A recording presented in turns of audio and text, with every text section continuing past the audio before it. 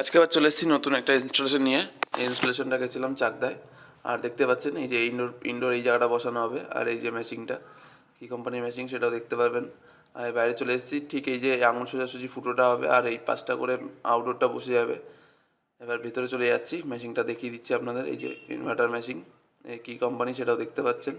এবার আমি মাপটাপ নিয়ে নেব, মাপটাপ নিয়ে ফুটোগুলো করে নিচ্ছি। এখানে হবে এই যে পাঁচটা ফুটো, আর এই প্লেটটা বসিয়ে দিয়েছি। এবার এই পাঁচটা ফুটোর এখানে পুরোপুরি আরপার ভেঙে দেওয়া হবে, এই ভেঙে দেওয়ার কাজ চলছে। এবার ফুটোটা কমপ্লিট। দেখুন প্লেটের একদম পাশে চেষ্টা করি যতটা মেশিনের মানে ফুটোটা না দেখা যায়, যাতে বেটার লাগে, কাস্টমারের কোনো রকম কোনো অভিযোগ না থাকে। যাই হোক, এই যে আমি লাগিয়ে দিয়েছি। এবার আমি একটু টেনে টুনে দেখে নিচ্ছি যে মেশিনটা কোনোভাবে পড়ে যাওয়ার সম্ভাবনা বা অন্য কোনো প্রবলেম যাতে না হয় মেশিনটায়। এবার আমি বাইরে চলে এসেছি, আউটডোরটা বসিয়ে দিয়েছি।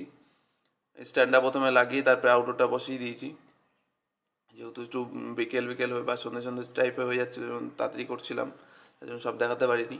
আর এই যে আমি পাইপ লাইনটা জয়েন্ট করে দিচ্ছি, যতটা পেরেছি পাইপ লাইন সুন্দর করার চেষ্টা করেছি। আর এই যে ভ্যাকুমে বসিয়ে দিয়েছি, ভ্যাকুম হলেই আমি গ্যাস ছেড়ে দেবো, গ্যাস ছাড়ার পর ইনডোরটা চালিয়ে দেবো। এই ভ্যাকুম করা কমপ্লিট। এবার আমি মেশিনটা চালিয়ে দিলাম, মেশিনটা একদম চলছে, কোনো রকম কোনো প্রবলেম নেই মেশিনে। তবুও আমি হাত দিয়ে দেখে নিচ্ছি চিল ঠান্ডা হাওয়া দিচ্ছে কি না সব দিক দিয়ে প্রপারলি, বা কোনো রকম কোনো প্রবলেম আছে কি না মেশিনটায়। তা দেখলাম কোনো রকম কোনো প্রবলেম নেই। এবার আউটডোর চলে এসেছি, এই যে আউটডোরটা লাগিয়েছি দেখুন।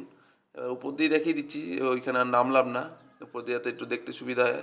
আর ওই যে জলের পাইপ দিয়ে দেখুন জলটা পড়ছে, ভালো করে খেয়াল করলে দেখতে পারবেন।